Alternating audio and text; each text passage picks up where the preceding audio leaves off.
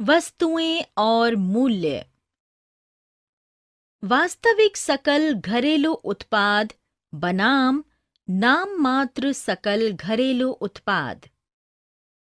वास्तविक सकल घरेलू उत्पाद जीडीपी एक मुद्रास्फीति समायोजित उपाय है जो किसी वर्ष में अर्थव्यवस्था द्वारा उत्पादित सभी वस्तुओं और सेवाओं के मूल्य को दर्शाता है, जिसे आधार वर्ष की कीमतों में व्यक्त किया जाता है।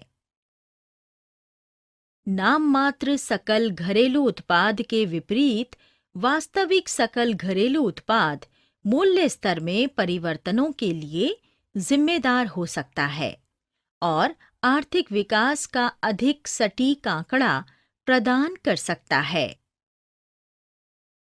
नाममात्र सकल घरेलू उत्पाद एक समष्टि अर्थशास्त्री या आकलन है, अपने माप में मौजूदा कीमतों को शामिल करता है।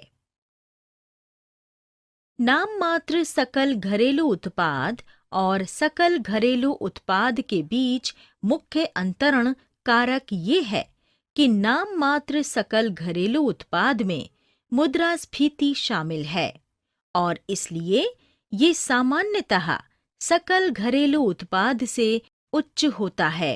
अतः सकल घरेलू उत्पाद से मौद्रिक सकल घरेलू उत्पाद तथा जीडीपी से वास्तविक सकल घरेलू उत्पाद का बोध होता है।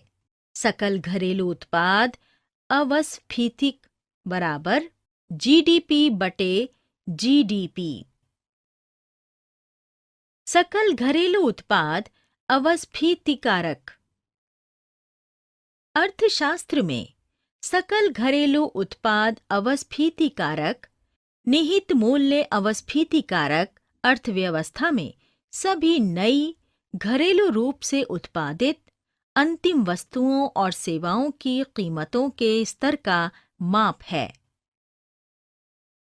उपभोक्ता मूल्य सूचकांक सीपीआई की तरह सकल घरेलू उत्पाद अवस्फीतिकारक एक विशिष्ट आधार वर्ष के संबंध में मूल्य मुद्रास्फीति अपस्फीति का माप है। स्वयं आधार वर्ष के सकल घरेलू उत्पाद अवस्फीतिकारक का मान 100 के बराबर होता है। उपभोक्ता मूल्य सूचकांक सीपीआई के विपरीत सकल घरेलू उत्पाद अवस्फीतिकारक वस्तुओं और सेवाओं की निश्चित टोकरी पर आधारित नहीं है। सकल घरेलू उत्पाद अवस्फीतिकारक के लिए टोकरी को लोगों की खपत और निवेश पैटर्न बदलने के साथ वर्ष दर वर्ष बदलने की अनुमति होती है। उपभोक्ता मूल्य सूचकांक सीपीआई और थोक मूल्य सूचकांक डब्ल्यूपीआई। उपभोक्ता मूल्य सूचकांक या सीपीआई एक आर्थिक बैरोमीटर है जिसका उपयोग धन की राशि को मापने के लिए किया जाता है, जिसका भुगतान एक निश्चित अवधि में उपभोग करने की दृष्टि से वस्तुओं की टोकरी प्राप्त करने के लिए किसी विशिष्ट क्षेत्र या वर्ग के उपभोक्ता को करना पड़ता है।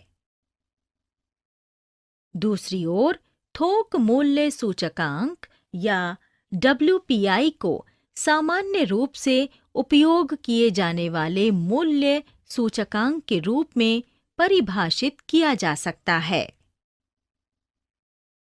जो कि बिक्री के शुरुआती चरण में, जबकि एक निगम द्वारा पुनर्विक्रय करने के लिए दूसरे से माल खरीदा जाता है, तब होने वाली प्रचुर बिक्री के लिए वस्तुओं के मूल्य परिवर्तन को मापता है।